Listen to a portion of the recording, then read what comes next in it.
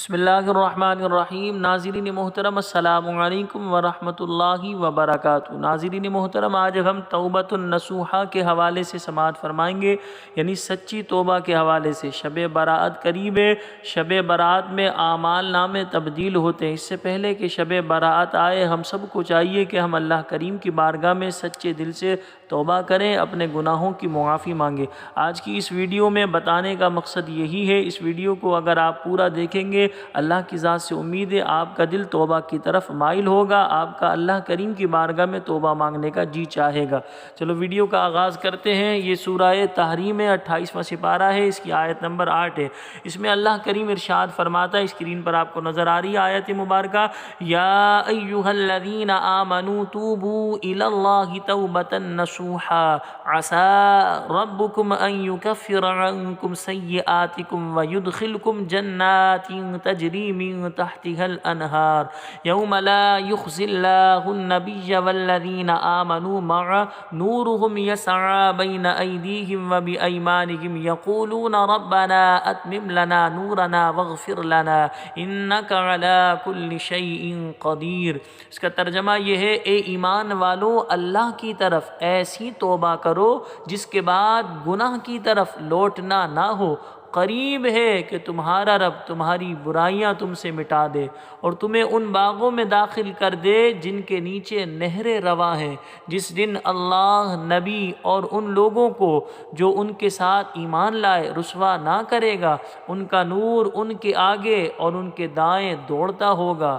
وہ عرض کریں گے، اے ہمارے رب، ہمارے لیے ہمارا نور پورا کر دے اور ہمیں بخش دے، بے شک تو ہر چیز پر خوب قادر ہے۔ اب یہاں ناظرین محترم غور کریں، اللہ پاک نے فرمایا، یا ایھا الذین آمنوا توبوا الی اللہ توبۃ نصوحا، اے ایمان والو، اللہ کی طرف ایسی توبہ کرو جس کے بعد گناہ کی طرف لوٹنا نہ ہو۔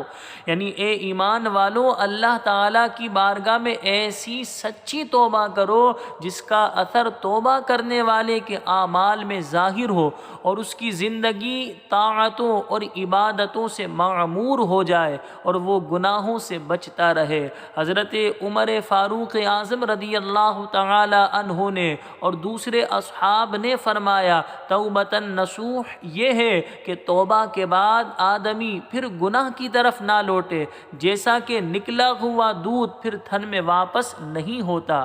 عسیٰ ربکم، قریب ہے کہ تمہارا رب، ارشاد فرمایا قریب ہے کہ تمہارا رب توبہ قبول فرمانے کے بعد تمہاری برائیاں تم سے مٹا دے اور قیامت کے اس دن تمہیں ان باغوں میں لے جائے جن کے نیچے نہریں رواں ہیں۔ جس دن اللہ تعالی نبی کریم صلی اللہ علیہ وسلم اور ان کے ساتھ کے ایمان والوں کو رسوا نہ کرے گا، پل صراط پر ان کا نور ان کے آگے اور ان کے دائیں دوڑتا ہوگا، اور جب ایمان والے دیکھیں گے کہ منافقوں کا نور بجھ گیا تو وہ عرض کریں گے، اے ہمارے رب، جنت میں داخل ہونے تک ہمارے لیے اس نور کو باقی رکھ۔ اور جب کافروں کو جہنم میں گرتا ہوا دیکھیں گے تو عرض کریں گے، اے ہمارے رب، ہمیں بخش دے، بے شک تو ہر چیز پر قادر ہے۔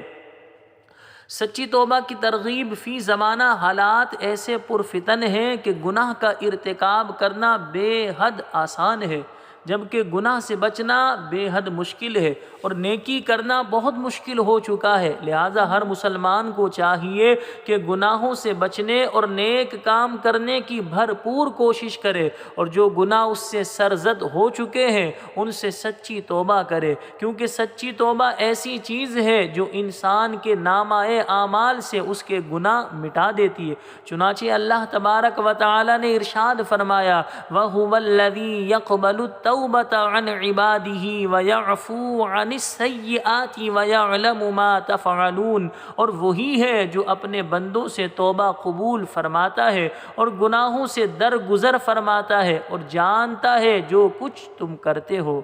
حضرت عبداللہ بن مسعود رضی اللہ تعالی عنہ سے روایت ہے، رسول اکرم صلی اللہ علیہ وسلم نے ارشاد فرمایا، گناہ سے توبہ کرنے والا ایسا ہے جیسے وہ شخص جس کا کوئی گناہ نہ ہو۔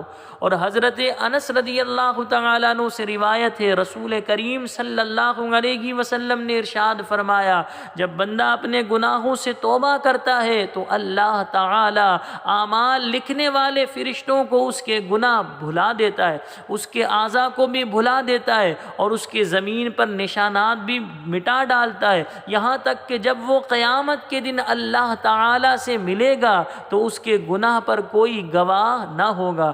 اللہ تعالی ہمیں سابقہ گناہوں سے سچی توبہ کرنے اور آئندہ گناہوں سے بچتے رہنے کی توفیق عطا فرمائے۔ اس آیت سے 5 باتیں معلوم ہوئی۔ نمبر 1، توبہ گناہوں کی معافی اور جنت کا مستحق ہونے کا ذریعہ ہے۔ تو ہم سب کو چاہیے توبہ سے ہمیں گریز نہیں کرنا چاہیے، یعنی توبہ کے دروازے سے پیچھے نہیں ہٹنا چاہیے۔ اگر بشری تقاضے کی وجہ سے گناہ سرزد ہو جائے، اللہ کریم کی بارگاہ میں معافی مانگ لیجئے، اللہ کی بارگاہ میں توبہ کر لیجئے، کیونکہ توبہ گناہوں کی معافی اور جنت کا حقدار بنانے کا ایک سبب ہے، ایک ذریعہ ہے۔ اسی طرح دوسری بات اس آیت سے معلوم ہوئی، متقی مومن قیامت کے دن حضور اکرم صلی اللہ علیہ وسلم کے ساتھ ہوں گے۔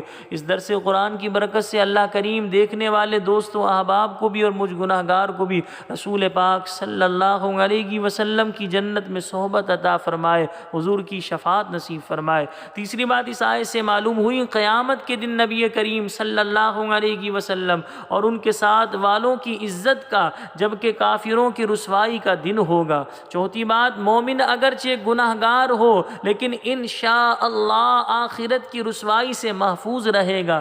اگر اسے سزا بھی دی جائے گی تو اس طرح کہ اس کی رسوائی نہ ہو۔ اللہ کریم ہمارے عیبوں پر پردہ رکھے۔ اللہ تبارک و تعالی ہمیں دنیا کی بھی اور آخرت کی بھی ذلت سے بچائے۔ اللہ پاک ہمیں دنیا اور آخرت کی شرمندگی سے محفوظ فرمائے۔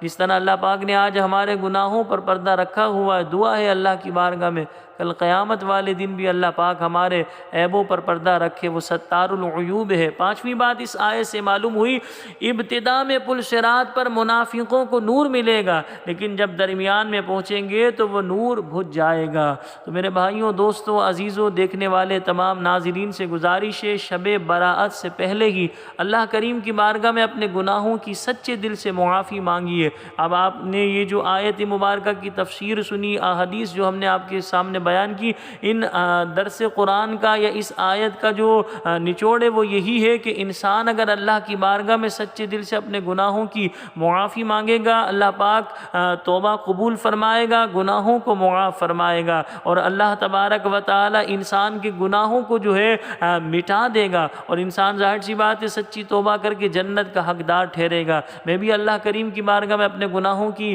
سچے دل سے معافی مانگتا ہوں، اور آپ بھی اللہ کی بارگاہ میں سچے دل سے توبہ کیجیے۔ اللہ پاک ہم سب کو جو ہے تمام گناہوں سے بچنے کی توفیق عطا فرمائے۔ جو سابقہ گناہ بشری تقاضے کی وجہ سے ہم سے ہوئے، اللہ پاک ہم سے درگزر فرمائے، ہمیں معاف فرمائے، ہمیں اپنی اس توبہ پر استقامت عطا فرمائے۔ اللہ کریم ہم سب کو نیک کام کرنے کی توفیق عطا فرمائے، ہر برائی سے، ہر گناہ سے اللہ پاک ہم سب کو محفوظ فرمائے۔ مجھے اپنی خاص دعاؤں میں یاد رکھیے گا۔ السلام علیکم ورحمۃ اللہ وبرکاتہ۔